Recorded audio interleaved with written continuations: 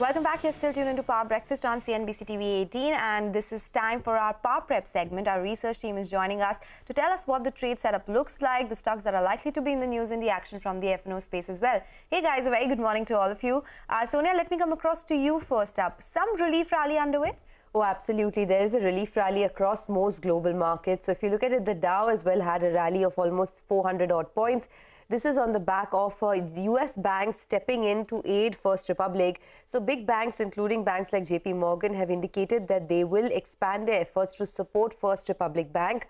Remember, 11 US banks have already deposited $30 billion into First Republic Bank as of Thursday, and now other options are being considered, including investing in the bank. The European markets closed higher as well. The DAX was up about 165 odd points.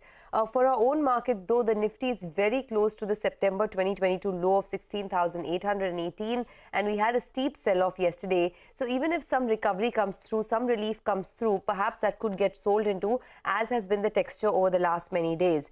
There was large selling by FIs yesterday. Once again, FIs sold over 2,540 crores, and put together FIs have now sold about 11,600 crores in the last 11 days. The next big cue to watch, of course, will be the US FOMC policy on Wednesday. The expectations are that there will be a 25 basis points rate hike by the US Fed, but all eyes will also be on any developments as far as the banking, the banking situation is concerned, the banking crisis in the US and how the Fed reacts to that. That data will also be awaited. But for now, the SGX Nifty is indicating a relief rally. However, this has been a sell-on rally market, so prudent to be cautious.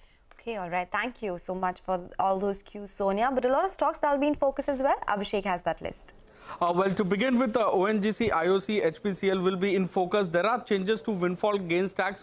Duties on crude export is being cut by rupees 900 per ton to about 3,500. And duty on diesel is being doubled to rupee 1 from 50 paisa earlier. However, duty on petrol and aviation turbine will continue to remain nil. RVNL is in focus because they have formed a JV with Ms. Jackson Green for clean energy EPC projects globally. Uno Minda will be in focus. They will consolidate their alloy business by acquiring a stake in joint venture entities across India. Adani Enterprise hopeful to obtain financial closure for green PVC project in next 6 months. Indian Oil NTPC in focus because Indian Oil will be, and NTPC Green Energy will form a joint venture for setting up renewable energy power plants to meet the requirement of, new projects that IOC has. And PNC Infratech, they have received orders worth 772 crores, which will get executed over a 30-month period time. PCBL is in focus because pre-commission trial run of first phase of their 147,000 metric ton greenfield carbon black manufacturing capacity in Tamil Nadu is being set up. J. Kumar Infra, the construction of airport depot in Bangalore Metro Rail project phase 2 for a total cost of 182 crores is being done by a JV. And Dwarikesh Sugar, the last one in focus, they have declared interim dividend of about 200%, and the total outgo is about 37.7 crore. The final date or the record date is on 31st March 2023. Back to you. Okay, all right. So those are all the stocks and news today. Finally, let me go across to Nigel, who's joining in all the cues from the F&O space. Nigel? Well, morning. Yesterday, we did see a bit of a relief rally, but the FIs, they continue their shorting ways and they added more than 20,000 short contracts.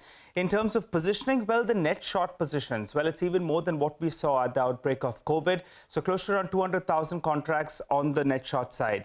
On the option side, well, they bought more puts. So in case things go wrong, there's a bit of a cushion out there. But what's telling you that the upside could be capped is because the way they're writing calls as well. Close to around 95,000 calls is what they wrote in trade yesterday. There seems to be a bit of a strategy that's playing out, and maybe a short straddle is playing out at around that 16,900. That is, you write the call as well as the put. You pocket the premium out there. And the broad range you're working with is around 450 to around 500 points, and the range should come up for you at around 16,700 odd to around 17,150 odd. The levels to track, well, the expecting first bit of resistance at around 17,150, though the 20 DMA, well, that will be the next hurdle. On the downside, 16,850, that's been the buy zone for the bulls. While on the Nifty Bank, the 200 EMA, that remains elusive. If you can get past that, then you're bracing for a bigger short covering bounce. SGX Nifty suggesting a positive start. Let's see how long we can stay well in the green. Okay, all right. Thank you so much, guys, for joining us and prepping us up for this crucial trading day ahead.